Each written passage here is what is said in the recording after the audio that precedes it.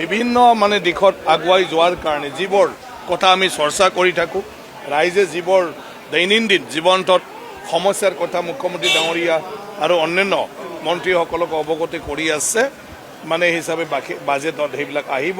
বিধানসভাৰ নিৰ্বাচনৰ সময়তো যিবিলাক ৰাইজৰ আগত কথা কোৱা হৈছিলে মুখ্যমন্ত্ৰী ডাঙৰীয়াই পাৰ্টিৰ মানে যিটো ইস্তাহাৰত, সেইবোৰো বাজেটত প্ৰকাশ পাব।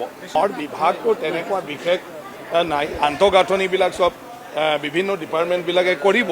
মোৰতো বিভাগৰ ক্ষেত্ৰত চবটোৱে মোৰ মাত্ৰ মানে কি কয় ভালদৰে কেনেকৈ অসমৰ প্ৰত্যেকজন যুৱক মানে নৱ প্ৰজন্মক আমি আগুৱাই লৈ যাব পাৰোঁ, মটিভেশ্যনেল মেইনলি চব কথাবিলাক মোৰ বিভাগৰ তেনেকুৱা ধৰণৰ নাই। ডাঙৰ আন্তঃগাঁথনিবিলাক এইটো হ'ব। তথাপিও আমি মানে কি কয় স্পৰ্টছ বা হেণ্ডলুম অন্যান্য বিষয়ত কাম কৰিবলৈ স্কিল মানে কিছু তাত মানে কিবা কৰিব। আৰু বাকী আগৰ পৰাই আমাৰ অনগয়িং স্কিমবিলাক আছে গোটেইটো। আপোনালোকে জানে জাপানৰ কাৰণে আজি চেম ফ্লাইটৰ পৰা আৰম্ভ কৰি জাপানিজ মানে লেংগুৱেজ টিচাৰৰ কাৰণেও ট্ৰেইনিং আৰম্ভ হৈছে। গতিকে অনগয়িং চলি আছে।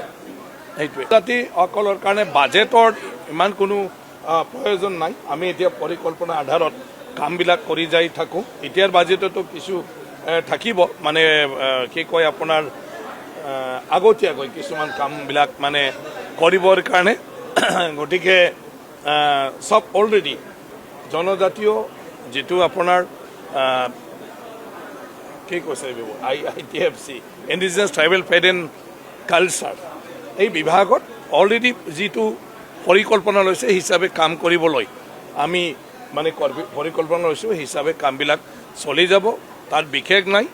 মূল কথাটো হ'ল কি সকলোৱে নিজৰ মানে ৰীতি নীতি সমাজৰ এইবিলাক লৈ পেলাই সংস্কৃতি সেইবিলাক লৈ পেলাই চলি যাব পাৰিব লাগিব।